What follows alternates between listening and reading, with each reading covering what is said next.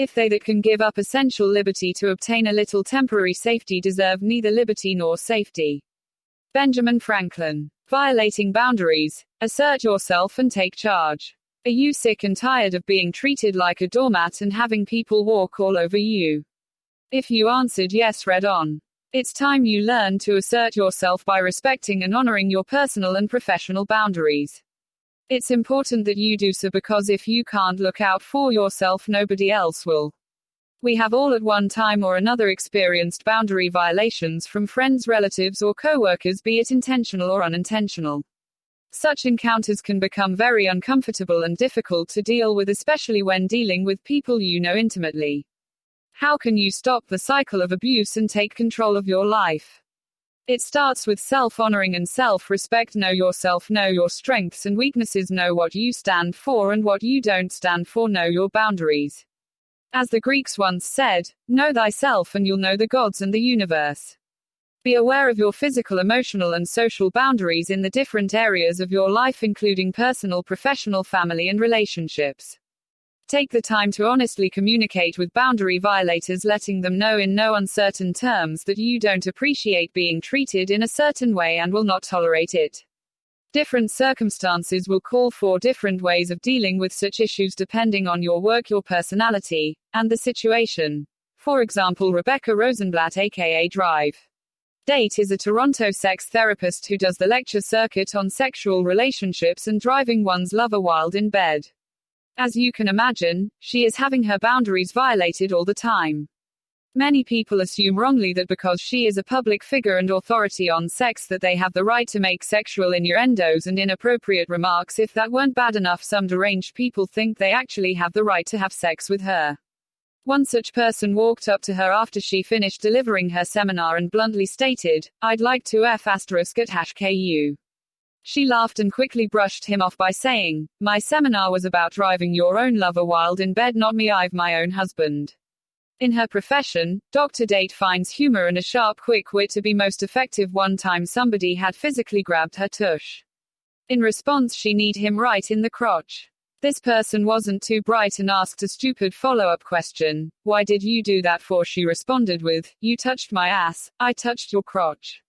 In Rebecca's case, because of the nature of her profession, she chooses to respond to verbal abuse in a verbal way and physical abuse in a physical way.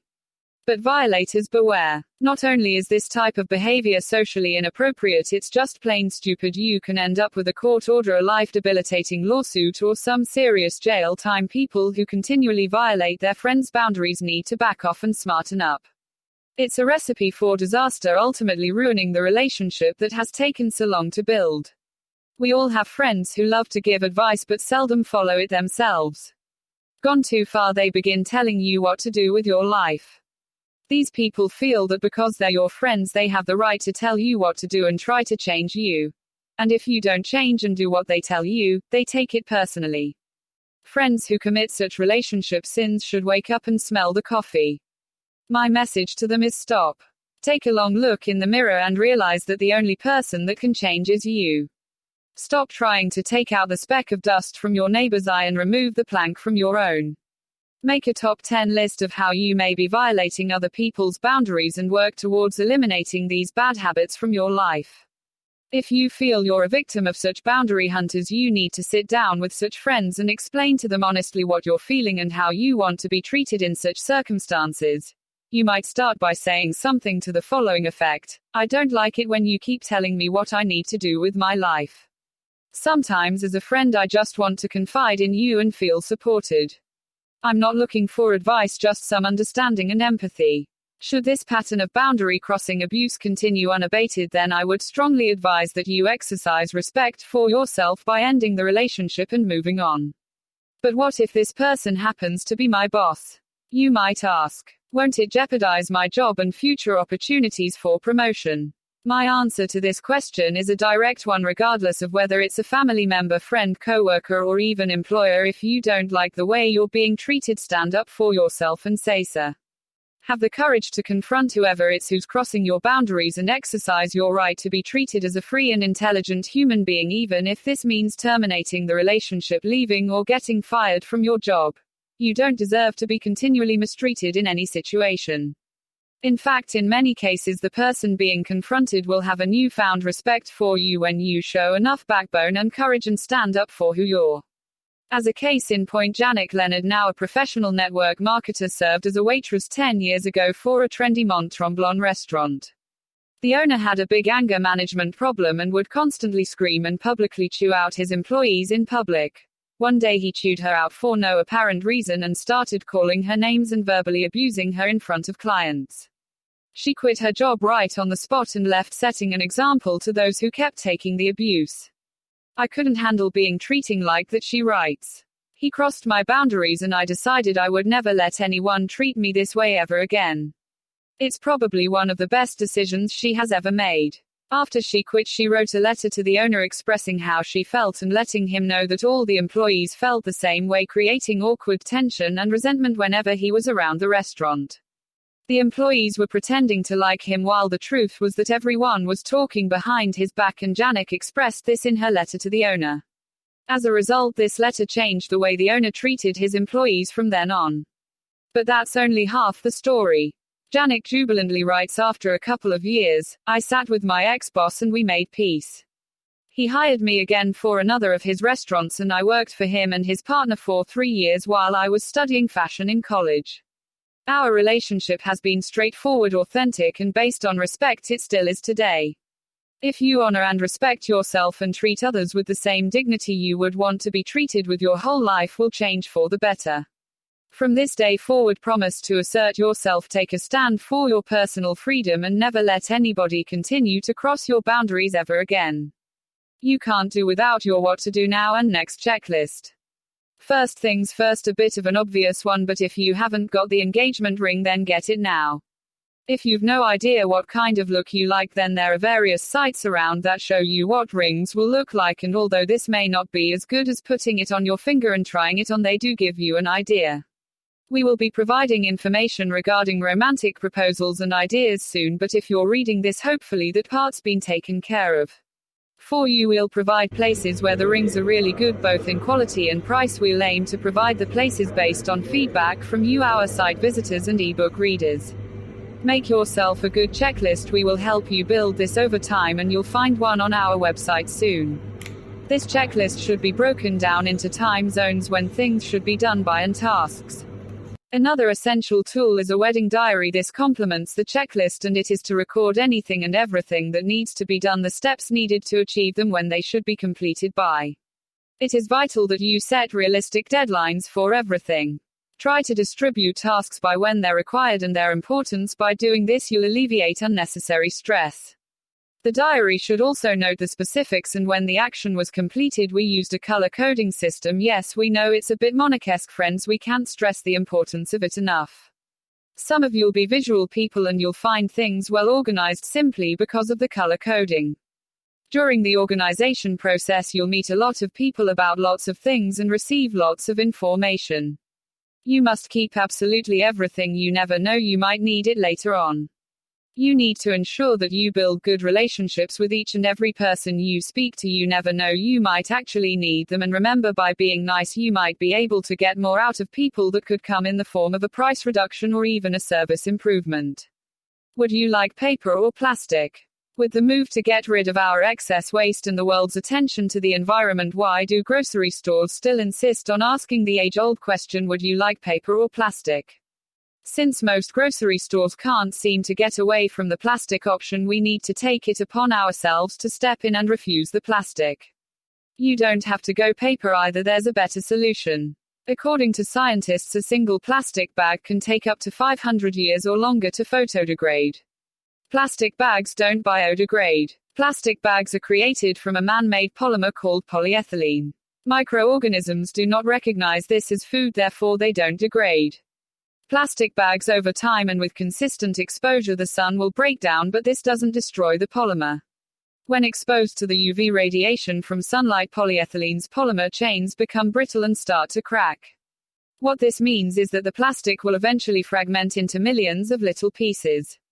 It will never be completely gone. Based on research, when something begins to biodegrade, it gives off carbon dioxide. When a plastic bag begins to photodegrade, there is no carbon dioxide present, therefore these polymers don't biodegrade. The US goes through over 100 billion plastic bags each year. Think how long it's going to take for these bags to photodegrade. We have choices. It's up to us to make the right choice for the welfare of our environment. There are options out there and the trend is becoming fashionable and trendy.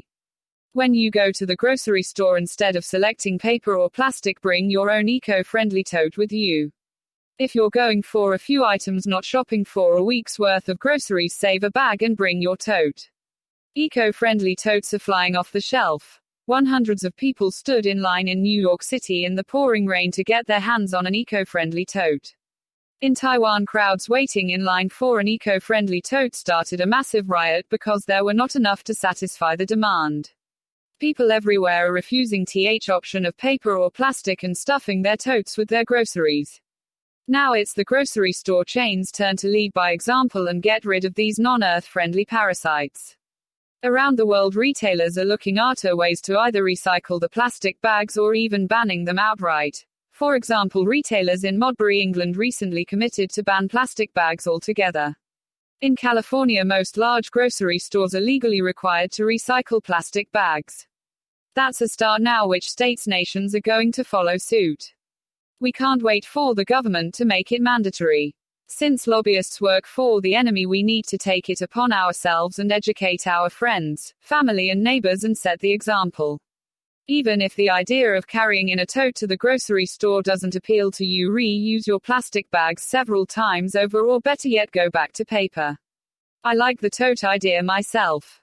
The effects global warming may have on our planet. While many realize that global warming is occurring on our planet, few understand the implications that this may have on our way of life. These rising global temperatures are going to cause a host of changes on our planet, and we need to act now or prepare to adjust to some very profound changes. First, these rising temperatures present a huge threat to our ice caps.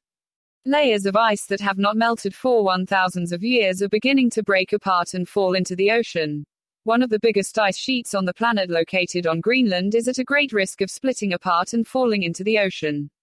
While it doesn't sound like too big of a deal, the loss of the Greenland ice sheet will cause catastrophic circumstances worldwide. The world's sea level is expected to rise as much as 23 feet when the sheet falls, and that spells disaster for the coastal cities that represent some of the largest and most important centers of trade and commerce across the planet. Manhattan would be sunk, much of Florida would be underwater, and that's not even to mention the worldwide consequences. Every area of the globe would be affected by this rising of sea levels, and the disaster caused would make hurricane damage seem like a blessing. Millions of refugees from the coastal cities will be without home or workplace. It would be one of the hugest human issues ever faced in our history. The changing of the climate could also affect a host of circumstances on our planet. Crop yields can be affected by the rising temperatures, which would also pose significant problems to a planet of refugees. Much of the land may become barren due to the effects of temperature change, and we may find some of our most arable lands subject to the effects of soil erosion and eventually a transition into desert land. Also, water supplies, forests, and plant and animal life would be affected by the planet's changes, and we may not be able to see how significant these changes may affect our lives until they're already upon us.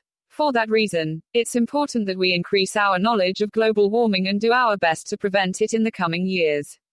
While it may have adverse effects on our economy and our way of life, we owe it to our children to give them a peaceful, safe planet to grow up in. Yeren, the wild man of China. The debate on the link between humans and apes has not yet been completely resolved, according to many experts. Neanderthals, who were evidenced to have existed in Central and Northern Asia 350,000 years ago, provided the scientific community with information on human evolution. Compared to the famous Bigfoot and Sasquatch of North America, China has its own version of the creature called Yeren in the native tongue, which translates as wild man. Paleontologists claim that possibly 1,000 to 2,000 of the Yeren live in central China, particularly in Shennongjia Nature Reserve in Hubei Province. Variants of the name are Zuren Yiren and Yeren, which more accurately means wild man of Shennongjia. The Yeren is described as a large animal appearing much like the orangutans of Southeast Asia, but a bipedal and can walk upright. The height of the creature is estimated between 5 to 7 feet, with the entire body covered with red to dark brown fur. The Yeren has a large belly but is reported to be able to move quickly and run fast. The facial region resembles a cross between an ape's and a human's. The Yeren can leave a large footprint about 16 inches long, displaying 5 toes like humans but with a structure closer to that of apes. Scientists from the Chinese Academy of Sciences have gathered evidences for the existence of the Yeren, which is claimed to have been seen by many tourists in the Shenongjia Nature Reserve. These experts have been able to uncover footprints and have even made plaster moldings for further examination. Most scientists theorize that the Yeren may have been a species of giant ape called Gigantopithecus blacki, which lived in Asia but was declared to have been extinct for over 500,000 years. Many of the locals believe that the Yeren is a carnivore and preys on humans. Their tales narrate stories of giant beasts that grab captive humans by the arms and eat their flesh after. Though the Chinese scientific community continues to send expeditions to the nature reserve in search of the Yeren, many of their assumptions remain as theories. However, the stories of the Yeren continue to be part of Chinese folklore and myths.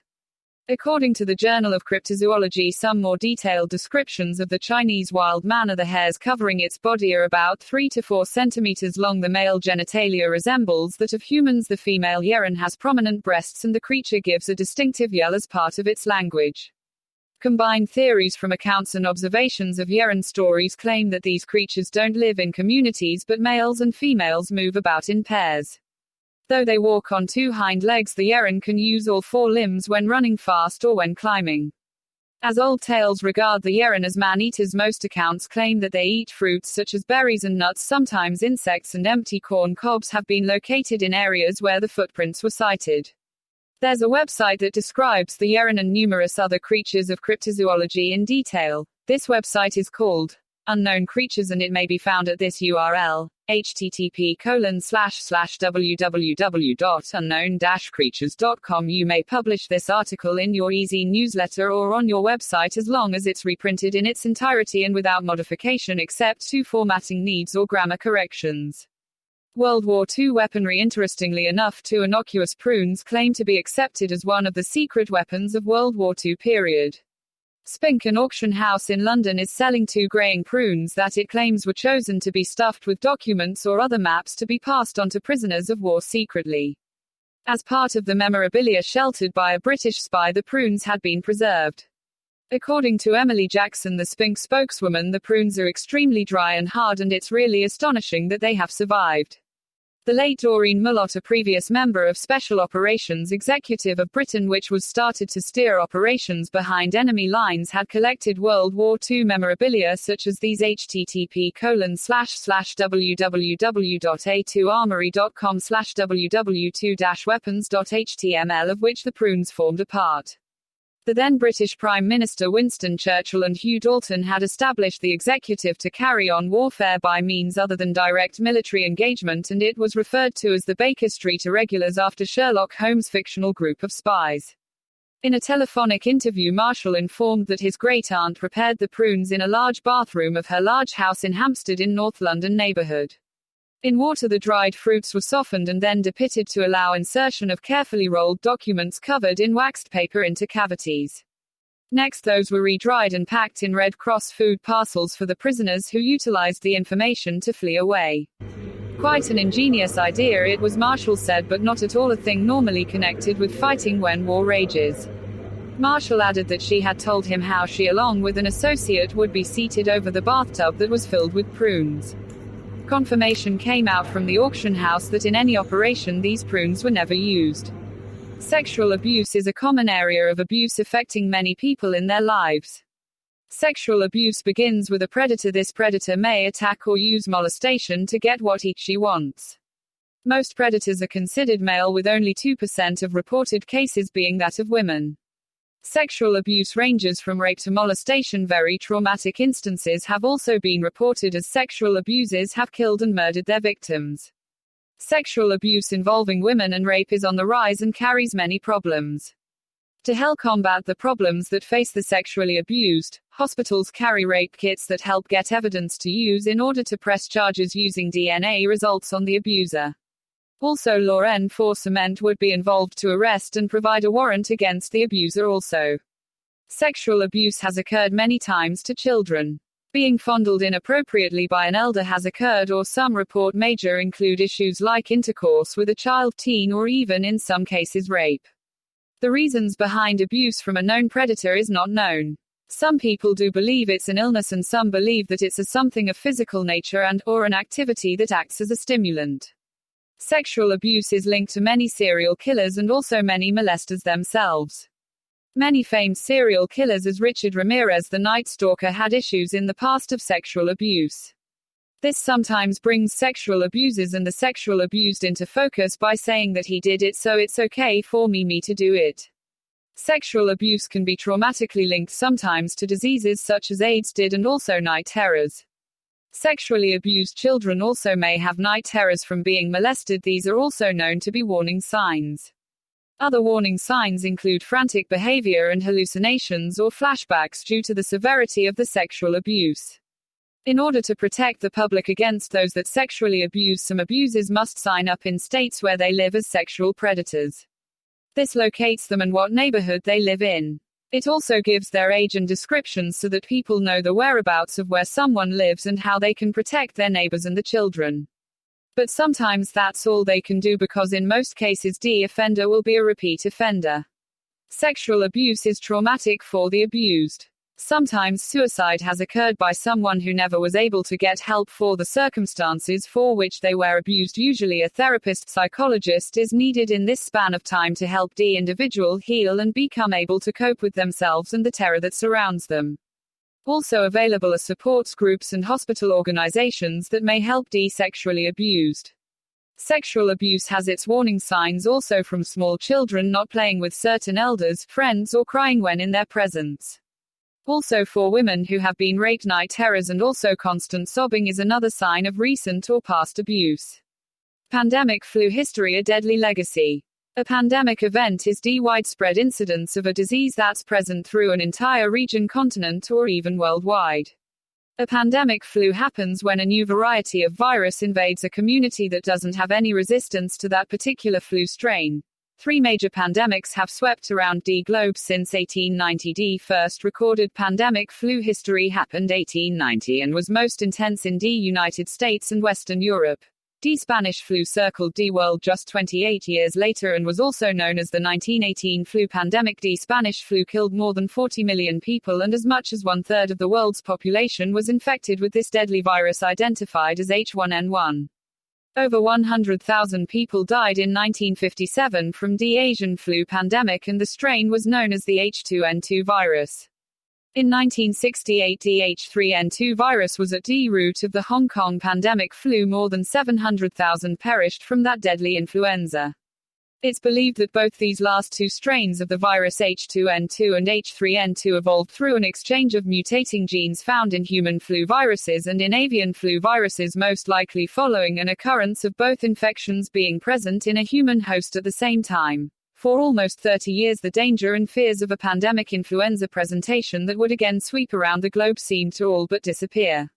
However, the discovery in 1997 of a bird flu virus H5N1 in a human patient in Hong Kong revived concerns over the possibility of a new flu pandemic that could spread more quickly than ever seen before because of advancements in international air travel. Debate and concern has been sparked throughout the international community regarding what types of considerations should be given on topics such as hospital pandemic flu plans, airport flu pandemic preparations, student, teacher, and school pandemic flu plans, and personal pandemic preparations. Fortunately, during the last decade of discussion and speculation about an avian flu pandemic and influenza epidemic has not materialized, and for one primary reason. The deadly H5N1 virus, which has wiped out hundreds of millions of poultry stock, is not easily transferred from poultry to humans and doesn't seem to be able to move from one human to another at all. However, when the bird flu has been contracted by humans in more than 50% of the cases, it has resulted in death. This is an alarming fatality rate for an influenza in humans. Because flu viruses are given to constant mutation, there still does exist the possibility that one version of these mutations could at some point be highly contagious between humans.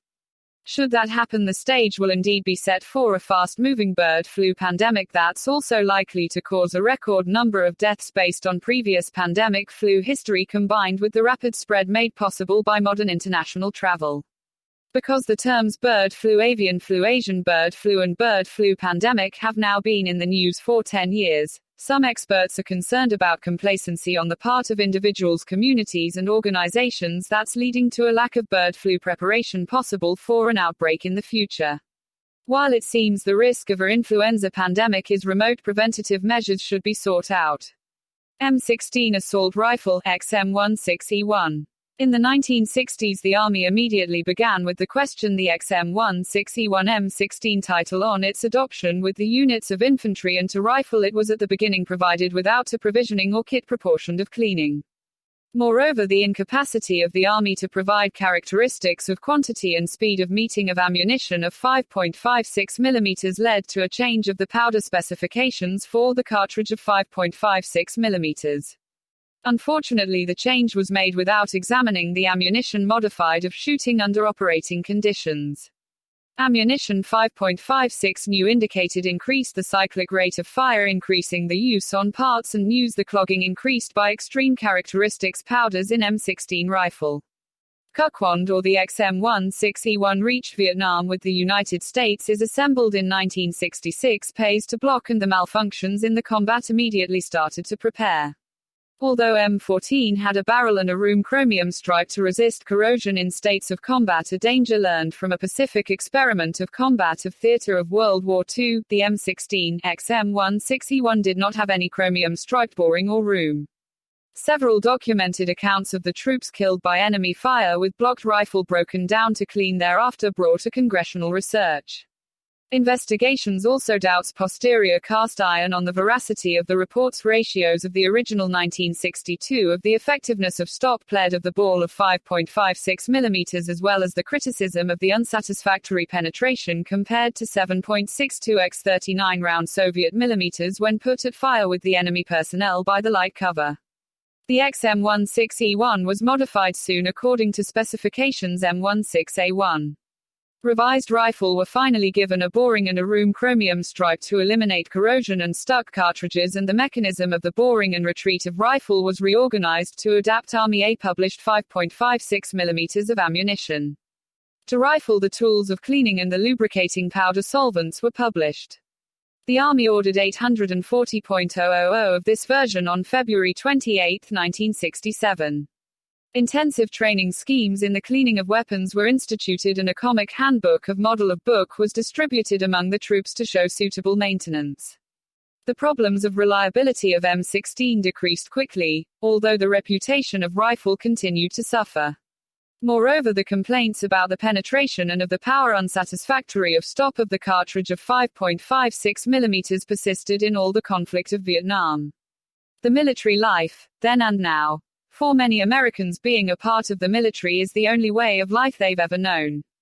Generations of male family members, and now female as well, have been a member of the armed forces, living and moving around the globe from base to base.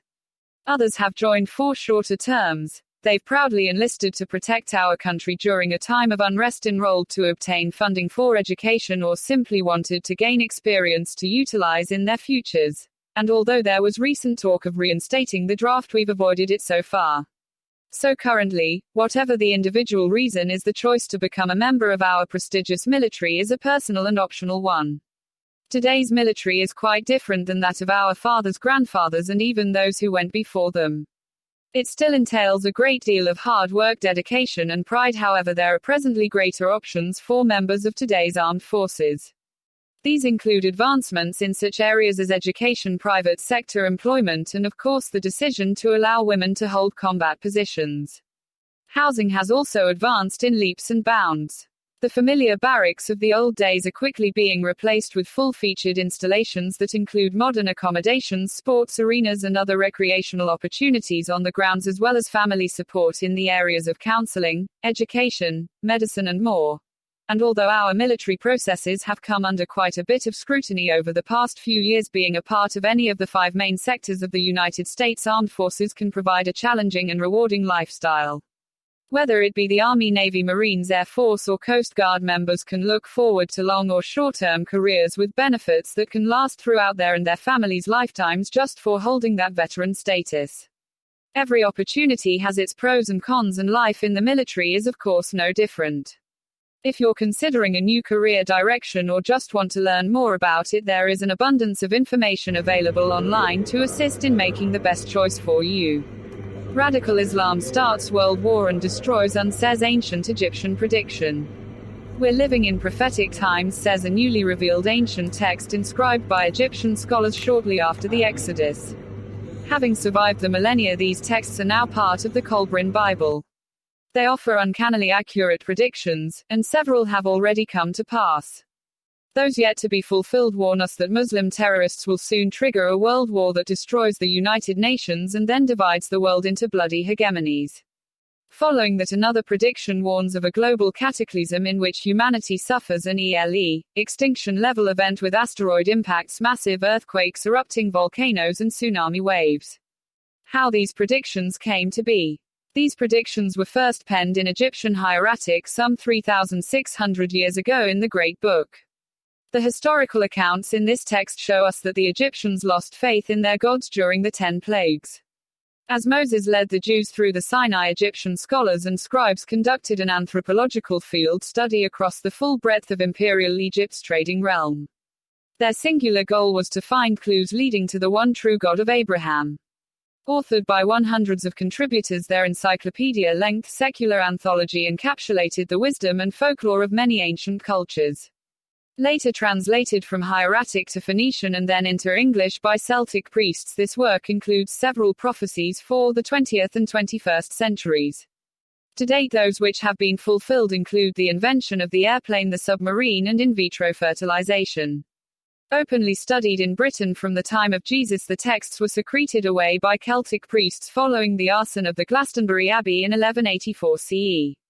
The attack was precipitated by British King Henry II on grounds of heresy, and much of the original work was destroyed.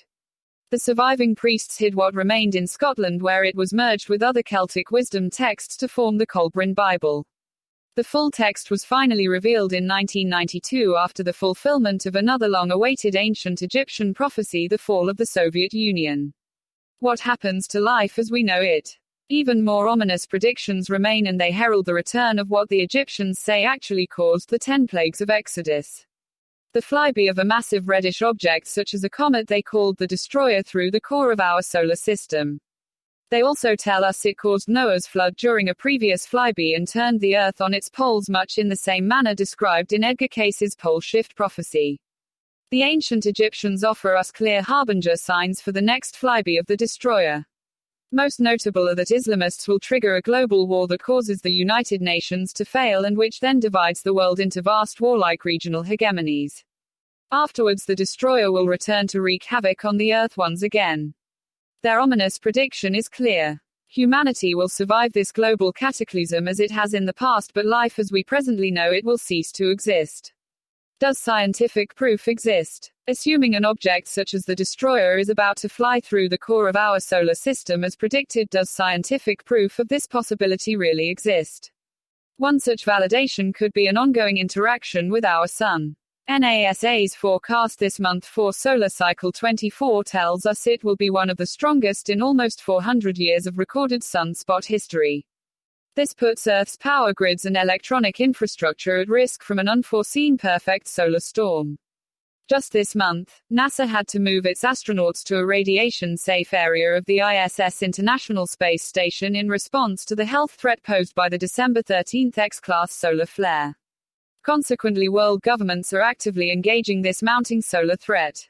By 2008, the USA, EU and Japan will have a fleet of 6 solar observatories in space monitoring every possible aspect of the sun's behavior.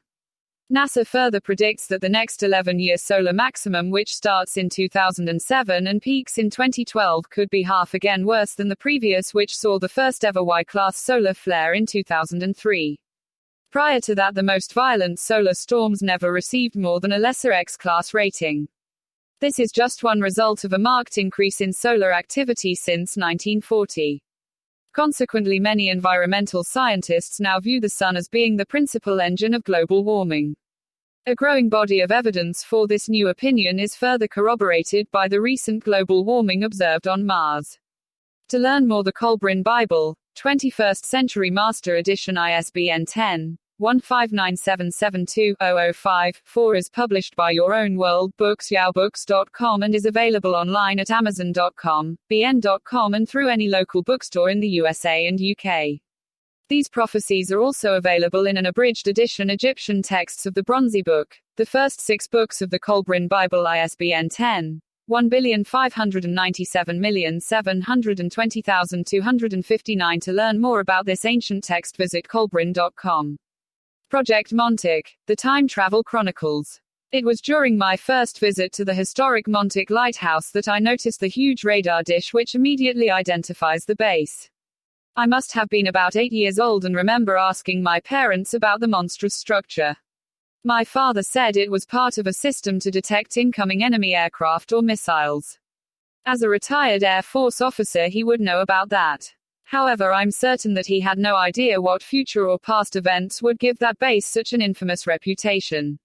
I had plenty of friends that worked in the Long Island technical community. During the days of the Cold War, those jobs were everywhere if you qualified. Part of qualifying sometimes meant having a parent or other relative already on the inside. David was a good example. His father worked for the government or government contractors since the days of the Second World War. That helped David put his engineering degree to good use for the same company where his dad worked until his death a few years back. I thought I had a good working knowledge of the Philadelphia experiment up until 1987. After years of researching it and speaking with second and third-hand witnesses, I was about to get a bit closer. David asked me to come and give a lunchtime talk about UFOs for his co-workers. His company sponsored these midday events once a month for employees who cared to attend. It was all about lessening stress in a very stressful work environment. After discussing UFO reports and sightings on Long Island for about 50 minutes, I asked if anyone had comments or questions. There were plenty. Most came from people that had seen UFOs themselves. For some reason, there weren't many skeptics in the room. One guy asked me about the Philadelphia experiment. In turn, I asked if everyone in the room was interested enough in the subject for me to spend another 20 or 30 minutes talking about it. They were. I gave the group a kind of thumbnail sketch about the infamous World War II Navy project, then proceeded to explain how a simple program to degauss battleships turned into a massive project to make ships invisible. I explained how there was credible evidence to believe that scientists and engineers working out of Princeton under Einstein had actually made a ship invisible and opened a sort of space-time portal during a series of experiments. The experiments took place in the Philadelphia Naval Shipyard and along the east coast of the United States. The trial and error process saw a test crew placed aboard a battleship escort vessel for sea trials of the new technology. A technology which didn't always work correctly, costing lives and creating more questions than answers. David called later that night to thank me for speaking at the lunchtime event. He said everyone that came to the event talked about it for the rest of the day, and those that didn't attend wish they had. I thanked him and admitted that I came away with as much information as I had imparted in terms of UFO sightings. After some friendly chatter, he invited me to his house on Saturday and said he had wanted to discuss something about my investigations. He asked if I would come alone and I agreed. Saturday arrived and found me standing at David's door around 2 in the afternoon. He opened the door and invited me in. My friend looked spent. I sat down in his living room and waited while he ran down to the basement to get something. He reappeared moments later with a large lockbox, opened it and handed me an old photo album. Then he dropped the bomb. David's father was a gifted engineer and had a knack for designing complicated machines and electronic devices. Radio and electronics were a hobby for him, but he was better at those things than most professionals. I assume both talents came in handy for the Philadelphia experiment. David asked me to listen while he read from the journal. It was a diary that his father kept during the early 1940s. He carefully chose sections that could be read, ignored others, and explained that there were things he couldn't share with me. I understood and was grateful for what he was willing to reveal. He read about 10 handwritten pages. Although no names or specifics were mentioned, the diary did note that he was at Princeton working on a special project during World War II. He was one of several young prodigies personally recommended by Albert Einstein and engaged by the Navy. They were developing a system of magnetic detection devices to protect our harbors against infiltration by ships and submarines. These would be part of a multifaceted system which would include radar, hydrophones, magnetic detection devices, and more. That was what they told him. Everything changed when he arrived at the Philadelphia Naval Shipyard. The group from Princeton was told to develop a system which would demagnetize ships and make them radar invisible. David skipped over a lot. When he resumed reading, his father was in the middle of an experiment with one of the moored ships. There were no crew members on board, just several carefully chosen junior officers that acted as caretakers. During the process of testing equipment, there was an accident. It looked as though one of the junior officers was electrocuted. He accidentally touched an open circuit while standing in the middle of an area filled with electronics and powerful magnetic fields. The power was shut down and he fell to the floor.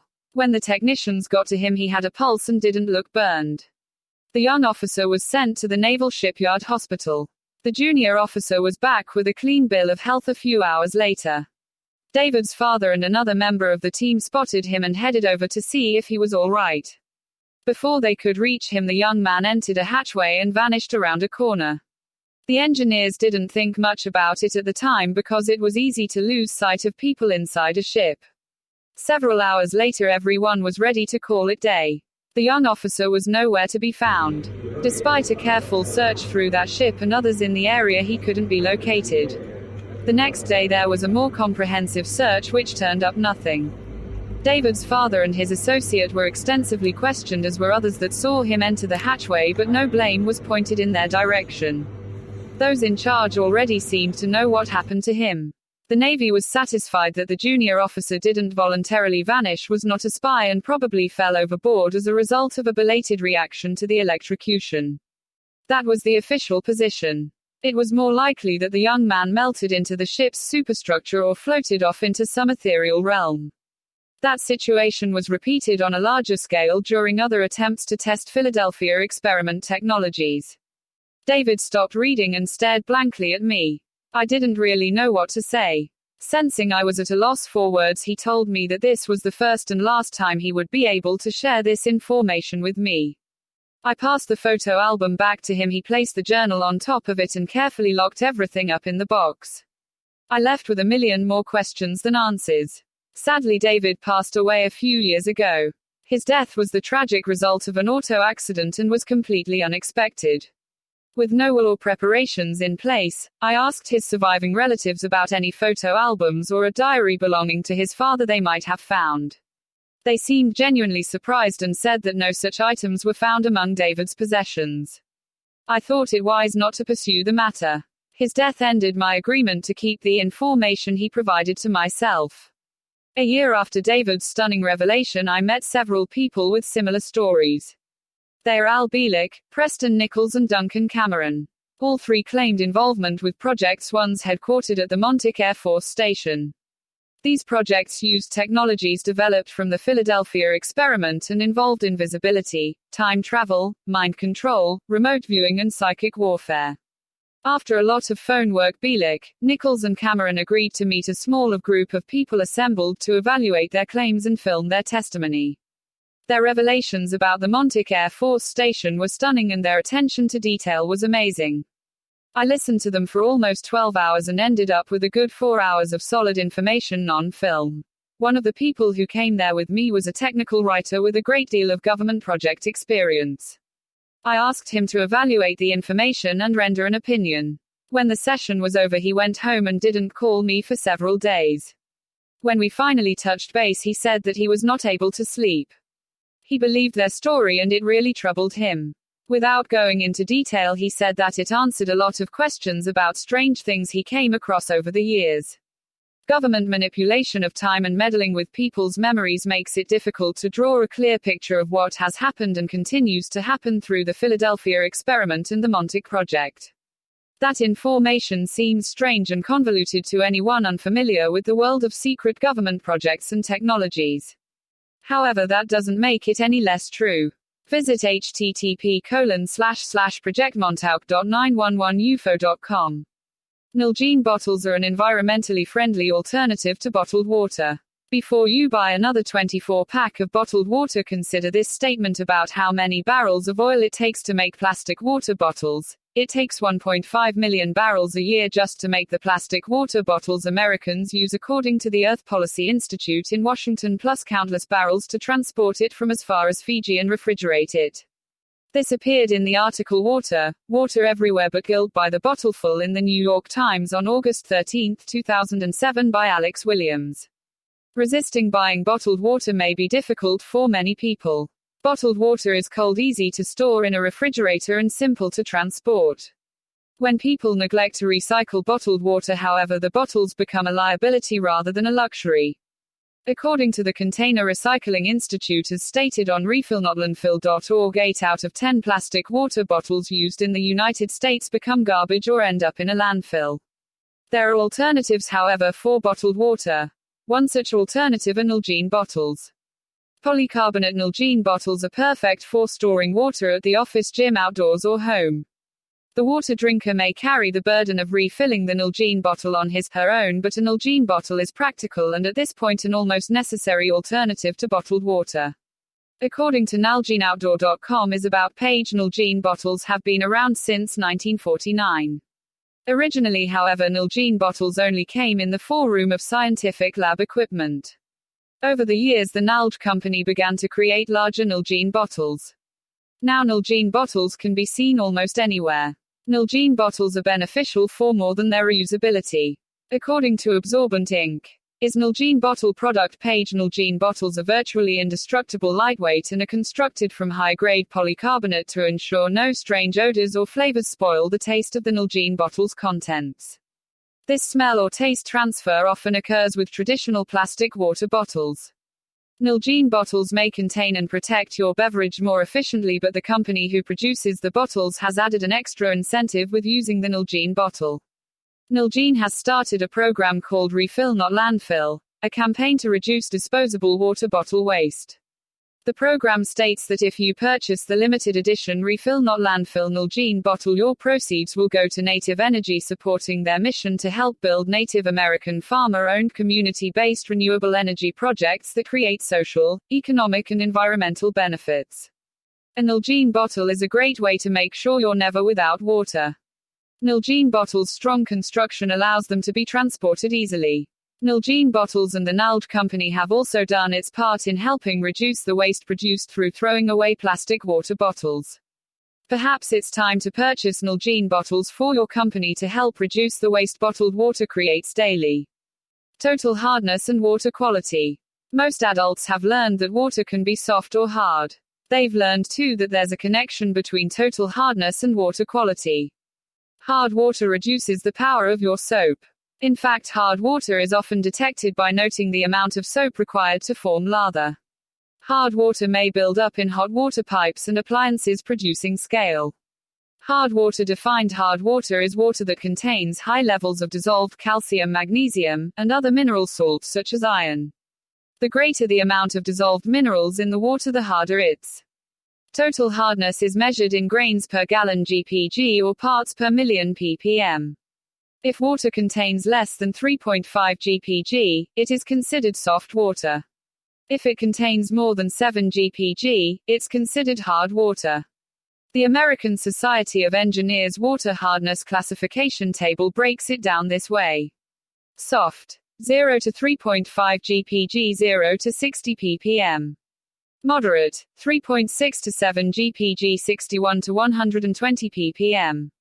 Hard, 7.1 to 10.5 GPG, 121 to 180 ppm. Very hard, more than 10.5 GPG, more than 180 ppm. Making the connection. Total hardness and water quality are connected.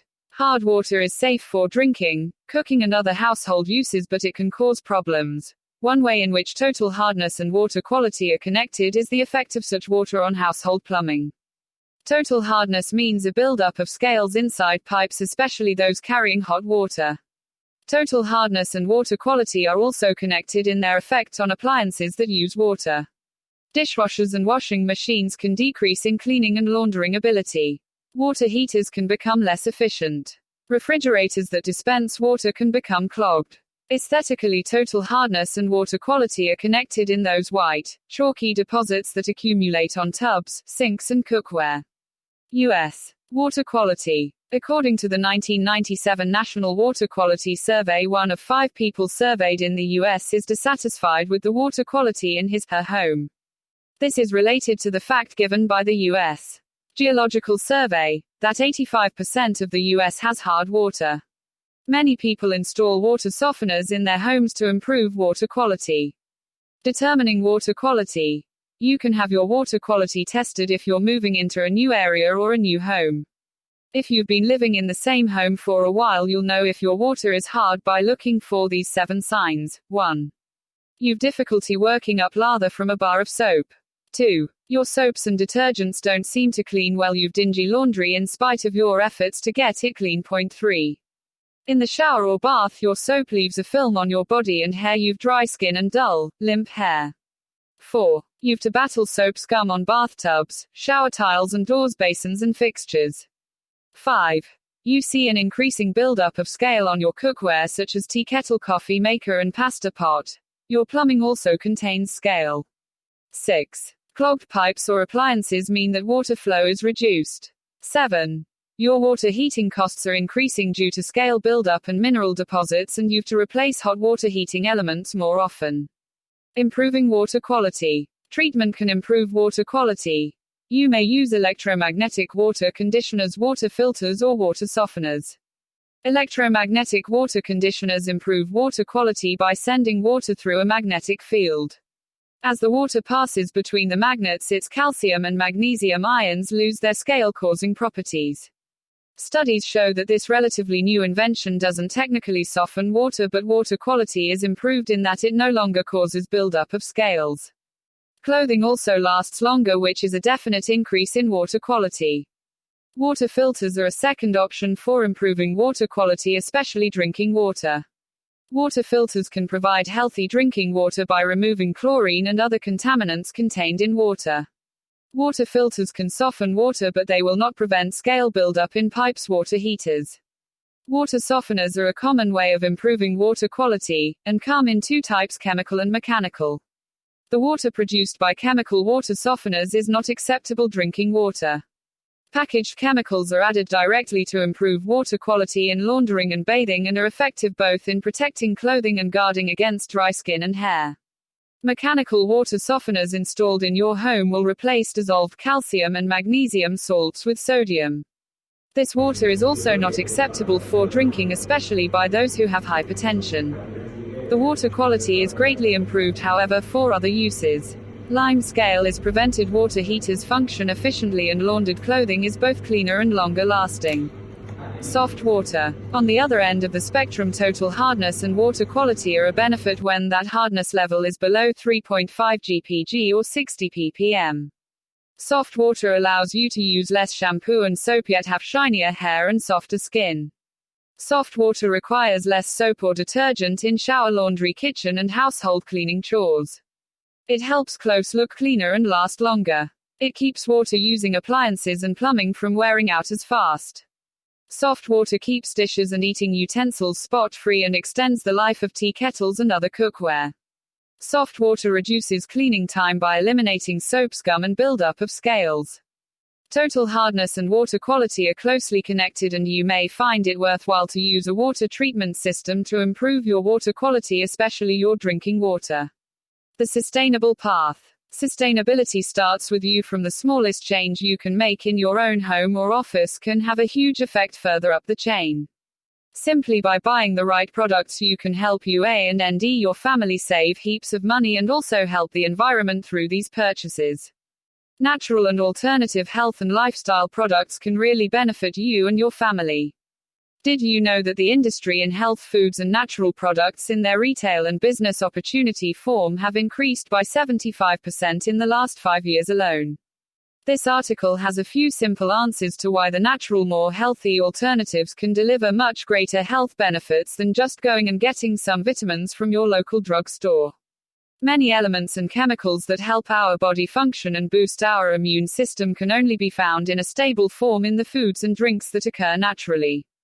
By taking these natural chemicals from their natural states and trying to bottle, it's virtually impossible without the use of further adding dangerous additives and man-made chemicals. Furthermore, the organic industry, which seems so new, is coming back after about 50 years of conventional farming to boost the sustainability and production needed in agriculture. For some reason, people think that organics has never existed before, and it was only about 50 years ago that we didn't have pesticides, fertilizers, and herbicides and relied purely on the codependent relationships of ecosystems. People again are realizing the benefits of organics only after 50 years of cancer-causing chemicals being passed along in our food. It's strange, as many people who have had the initial stages of cancer have converted to organics for added support to their immune systems. From organics to sustainable lifestyles, which includes our complete environment from building to water to energy production to health, everything is a dynamic system and will become increasingly important as global warming becomes more of a problem. This leads me on to the next step: sustainable building. Did you know that your home can become a toxic and uncomfortable environment for you and your family if you don't think consciously about the types of products you use within and around your house? Many insulation and cabinet maker products use materials that contain a vast amount of formaldehyde, which is a very toxic and carcinogenic chemical. Paints and finishes can contain high levels of VOC, volatile organic compounds, which have been proven to cause serious health issues and lead to sick house syndrome. Building material used for the structure of your home can be cheap and cause the temperature in your home to be very uncomfortable, and the air conditioner you use to make up for this costs you hundreds of dollars every year. Might as well give up. Hey. No way, there are so many resources and products available at your request that can dramatically change the negative aspects and will improve your overall well-being as well as your family's, whilst at the same time improve the quality of products that are good for the environment. Also, for instance, there are many paint companies with low to zero VOC products. Insulation has been developed using cellulose recycled paper, basically with no formaldehyde. Energy efficient air conditioners exist, and many products that are affordable but have the qualities to increase the comfort of your home. The main point is, if you buy for the health and comfort of you and your family, the results will be beneficial to both you and the environment. This is what I mean by a dynamic system. Sustainability isn't about knowing everything about what does what and where it goes. It's simply about working with your local environment to produce the best possible outcome that will save you money, your health, and the environment. I suggest you start to educate yourself in the simple parts of sustainability, and even if you save a liter of water a year or have an organic meal at least once every 2 months, you'll be on your way to sustainability. The new melting pot. The term melting pot refers to the idea that societies formed by people of different cultures and religions will produce new social and cultural forms where these cultures lose their individual characteristics to some degree. So the ingredients in the pot fuse and create a completely new product. Nowadays, this term is commonly used, sometimes not correctly. Scientists and demographers agree that melting pot doesn't accurately describe Americans' national identity. Bill Frey, American demographer, divides the country into 3 regions, and he labels only one region melting pot. The history of the melting pot theory originates from the time of the first immigration wave. The United States was imagined not only as the land of opportunity but as a society where individuals of all European nations are melted into a new race of men. Later in 1908, Israel Zangwill used the term as a title for his production, A Vision of America as an Eden where all ethnicities and cultures melted happily into a harmonious whole. From that time the term became widespread. But today it seems that the United States is not a melting pot but rather a salad bowl or a mosaic. Different ethnicities and groups keep their discrete identities while maintaining relations among each other. The country has regional characteristics. These regions are being shaped by different immigration and domestic migration flows. While it's true that America is becoming more racially and ethnically diverse, this diversity is hardly spread evenly across the country, alleges Frey. According to his new division, the 3 regions, the melting pot consists of Alaska, California, Florida, Hawaii, Illinois, New Jersey, New York, New Mexico, and Texas. These states are home to 74% of the nation's combined Hispanic and Asian populations, but only 41% of its total population. Most immigrants cluster into several mostly coastal metropolitan areas: New York, Los Angeles, San Diego, San Francisco, Miami, etc. The overwhelming majority of immigrants come from Asia and Latin America, Mexico, the Central American countries, the Philippines, Korea, and Southeast Asia. There's a relatively new immigration policy that emphasizes family reunification and encourages migration to occur in chains connecting nationals at both origin and destination. That new policy, a response to charges that the law favored white Europeans, allowed immigrants already living in the United States to bring over their relatives, who in turn could bring over more relatives. As a result, America has been absorbing as many as 1 million newcomers a year, to the point that now almost 1 in every 10 residents is foreign-born. This new melting pot is not mainly a melting pot of whites, what's more, it's losing whites. These losses are occurring in both the central cities and suburban communities and reflect a flight from urbanism more than a flight from diversity, said Frey. Census 2000 shows that migration paths are changing and different relations have evolved among ethnics. The original theory of melting pot is outdated and doesn't exactly describe Americans' national identity. Today there's more emphasis on preserving one's ethnic identity and cultural roots than melt into a unity. U.S. population growth in coastal regions. National estimates put the U.S. population at just over 300 million based on the Census Bureau's U.S. population clock. It's expected that America will see a surge in the population primarily due to immigrants, with the addition of 100 million people added over the next 35 years. With the continued growth in population, analysts are starting to examine the future geographical distribution of the population within the 50 states. Although the size of the U.S. population ranks third in the world, America is among the least densely populated nations, with a population density of 86 people per square mile.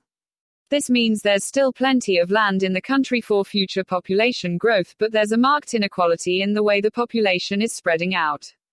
The Center for Environment and Population (CEP) notes that the American population has been increasingly distributed to the west and south over the past few decades, resulting in accelerated growth among the cities in these regions.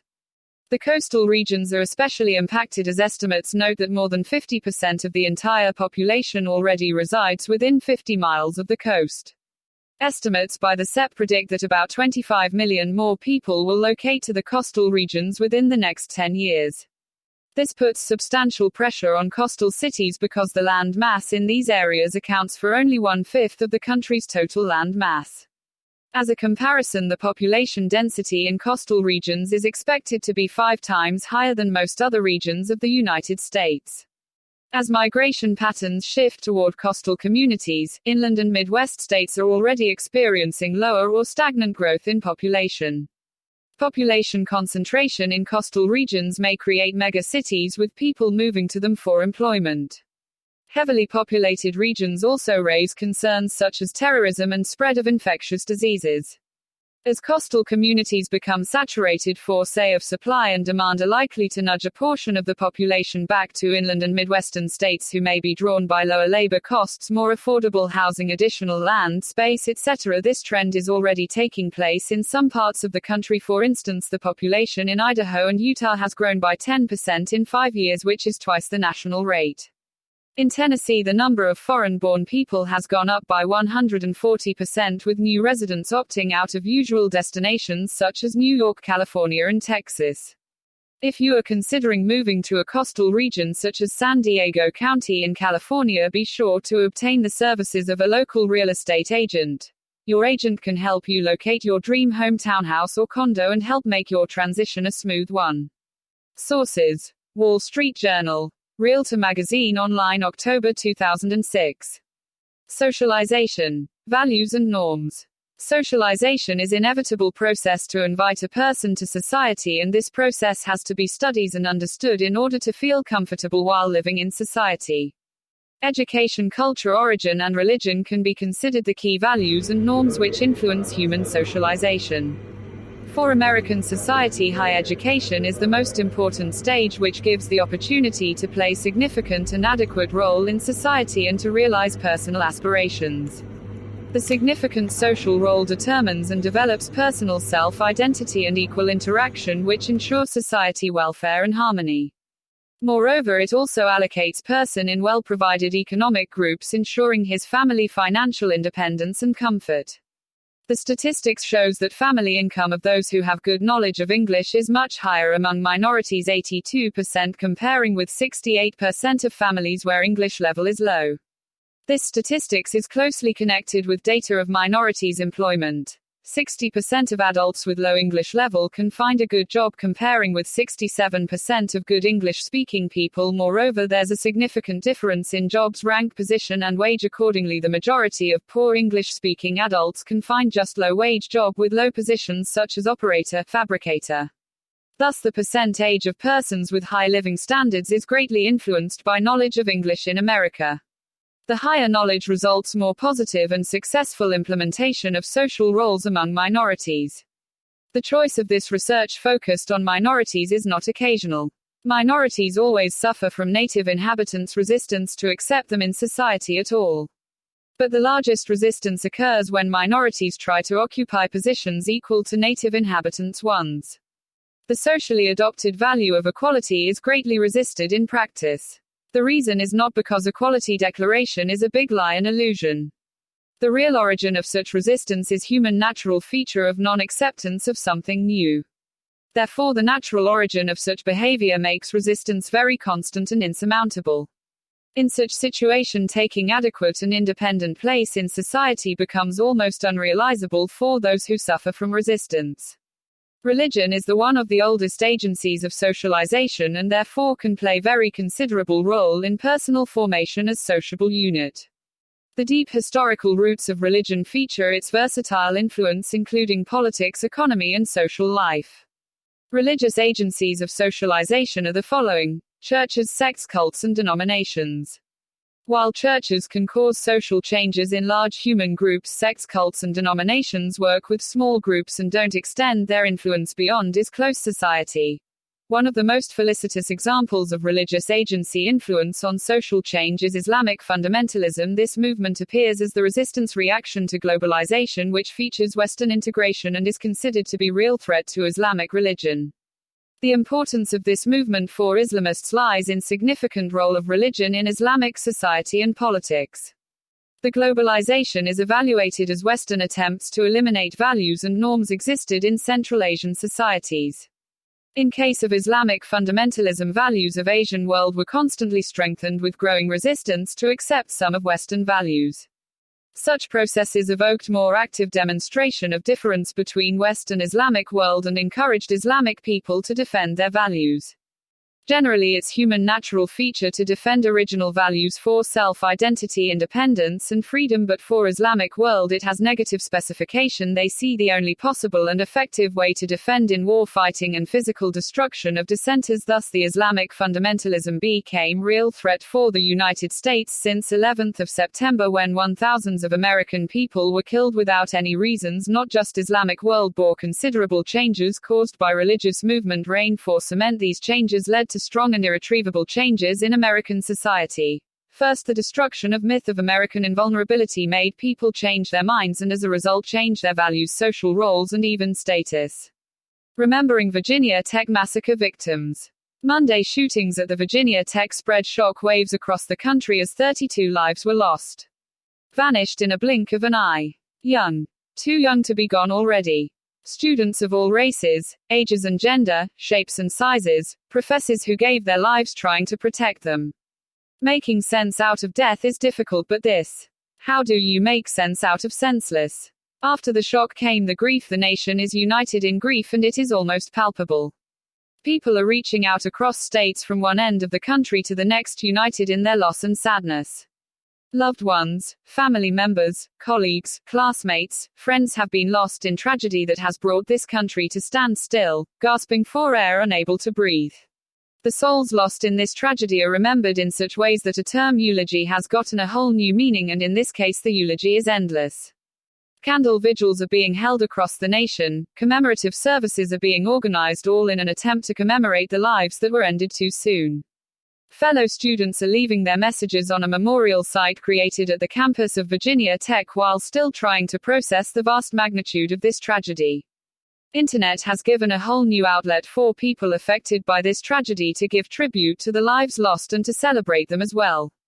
There are countless messages and prayers on internet forums, blogs, victims' MySpace profiles, families, friends and loved ones, sometimes even strangers, commemorating the human beings gone forever with texts as simple as "I love you" to "I will remember your smile." I love you, such simple 3 words, but also the most beautiful and profound eulogy. All wanting to express the sheer grief, sadness and loss for the whole world to see, remembering the lives and the spirits that were taken so abruptly. They're gone, but they'll live on in the hearts and minds of the people they have touched, their spirits shining into the eternity. Living with dysgraphia disability. Several kinds of disabilities can assail a human being. One such disability is dysgraphia, which is a problem connected with an individual's writing ability. A person affected with dysgraphia possesses incorrect or distorted writing, bad handwriting, wrong spellings, and the difficulties they exhibit while trying to put their ideas on paper are some indications of this disability. Such individuals in general possess an above-average IQ. Dysgraphia is caused by a sort of dysfunction of the nervous system, in other words, brain disorder. Dysgraphia may exist in 2 forms: specific and non-specific. A person might be mentally retarded, having less attendance in the school, or be psychosocially deprived. These may add up to non-specific dysgraphia, whereas specific dysgraphia results from coordination problems and lack of spelling and language skills. Dysgraphia consists of 3 categories. Motor dysgraphia. An individual with this disability has weak muscle tone, lacks sharp motor skills and dexterity, and shows motor clumsiness. The spellings may not be accurate, but they are able to write a small paragraph and their letter formation is satisfactory. Besides, they need a lot of effort and a long time to complete this work and feel uncomfortable doing it continuously. The handwriting is of low quality. The speed of their finger tapping is not normal as well. Dyslexic dysgraphia. An individual suffering from dyslexic dysgraphia has abnormal spelling skills and illegible writing, but the copied work is fairly acceptable and the finger tapping speed is passable. The symptoms of dyslexic dysgraphia differ considerably from those of dyslexia. Spatial dysgraphia. This kind of dysgraphia arises from the failure to understand the space properly. There might be difficulty in making out their written and copied works whilst they enjoy normal spelling skills and finger tapping speed. Some common signs and symptoms to identify dysgraphia are: the persons affected with dysgraphia have illegible handwriting, but their verbal skill is strong. Inconsistency is visible everywhere in their work, in mixing lower and uppercase letters with irregular shape, size and slant, mixing of cursive and print, the space between words and letters, and also in the positioning of margins and lines on the page. Punctuations and syllables are missing. Wrong spellings and suffixes with disorders in numbers and syntax also cannot be ruled out. Such persons show a tendency to hold the pen very close to the paper or use the wrist to write by placing the thumb over 2 fingers. They possess the habit of looking at writing hands or utter something to themselves. The paper, wrist and body positions never match with a normal writing position. Even if they produce fairly neat work, it's done with low speed and with great effort. Diagnosis. Mere handwriting problem is not sufficient to confirm dysgraphia. Several tests have to be conducted to ascertain dysgraphia, like making the person write self-made paragraphs giving a particular portion to be copied. A detailed assessment of the position and posture of the individual is made, like how the pencil is held, whether any cramps, shivers are found in the writing hand, and many more, including finger tapping speed. Treatments. Various treatments are available for dysgraphia. Treating motor disorders might improve writing movements. A neurosurgeon can cure neurological problems and elevate memory power. Occupational therapy helps in strengthening the muscle tone, bringing coordination between eye and hand, improving dexterity and holding the pen in the proper way. Indeed, it's a disorder, but a lot can be done to overcome it. A person suffering from dysgraphia is definitely not a hopeless case. Think of a world where infertile childless couples can go to a medical clinic, purchase cell replacements for malfunctioning cells in the reproductive system, and thus bear kids. A world where people afflicted with degenerative diseases like Parkinson's and Alzheimer's disease can replace their damaged cells and be cured again. A world where the crippled can get the much needed cells to revive their spinal cord and walk again. Those amazing medical and scientific feats are only the tip of the iceberg when the potential of human cloning is concerned. Developed to its extreme, human cloning can make disease and sickness, maybe even physical suffering altogether, a thing of the past. There are two basic kinds of human cloning, and separately each offers us a deeper insight as to the vast possibilities of this burgeoning new science. In reproductive cloning, a cloned embryo is implanted in a woman's uterus from where theoretically, a normal baby develops that is genetically identical to the DNA donor. The second type of cloning, therapeutic cloning, aims to provide replacement organs or tissue for people. The cloned embryo contains DNA taken from the transplant patient to ensure that the cloned organs are compatible with the person's immune system. Think of a world where infertile childless couples can go to a medical clinic, purchase cell replacements for malfunctioning cells in the reproductive system, and thus bear kids. A world where people afflicted with degenerative diseases like Parkinson's and Alzheimer's disease can replace their damaged cells and be cured again. A world where the crippled can get the much needed cells to revive their spinal cord and walk again.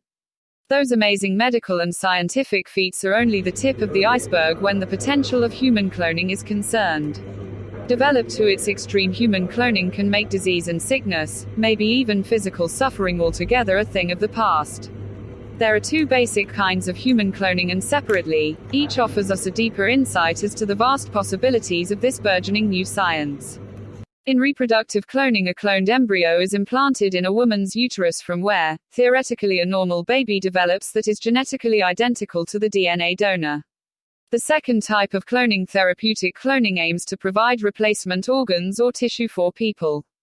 The cloned embryo contains DNA taken from the transplant patient to ensure that the cloned organs are compatible with the person's immune system. In the past decade, human cloning has taken great strides.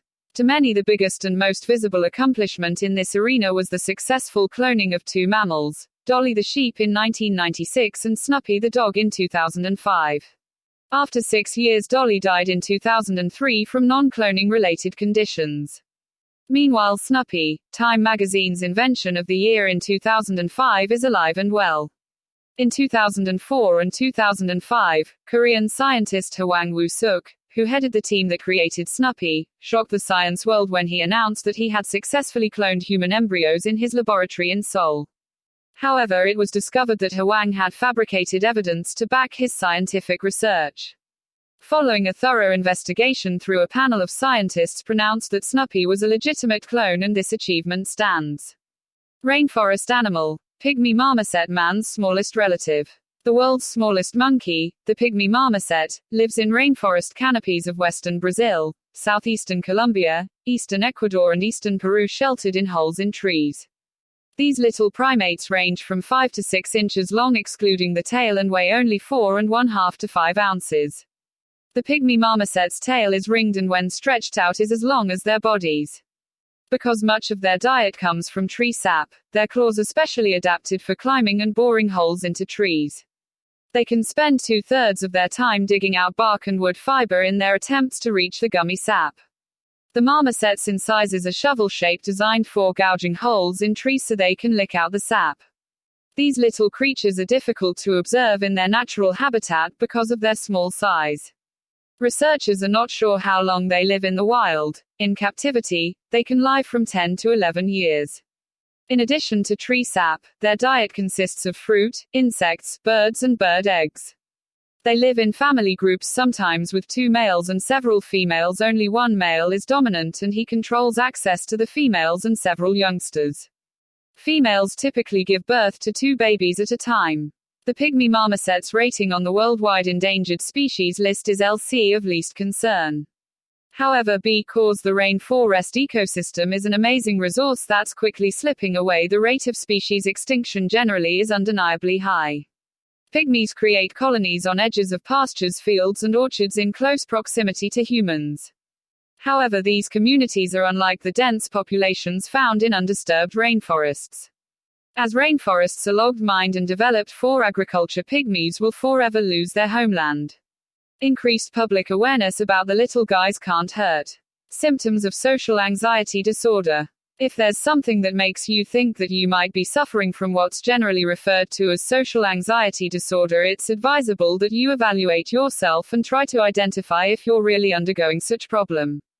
The best way to deal with it's to find out everything that's there to know about the symptoms.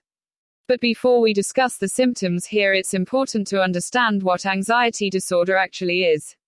To put it simply, it's condition wherein one finds all such situations dreadful in which one has to interact socially. This means that if you were to speak in a public gathering and you feel absolutely terrified, you might be suffering from social anxiety disorder. However, to be termed as a disorder, this kind of social anxiety should be something more than the normal nervousness attached with social interaction. It has to have a rather disabling effect on you. The fear in case of social anxiety disorder is no less than overwhelming.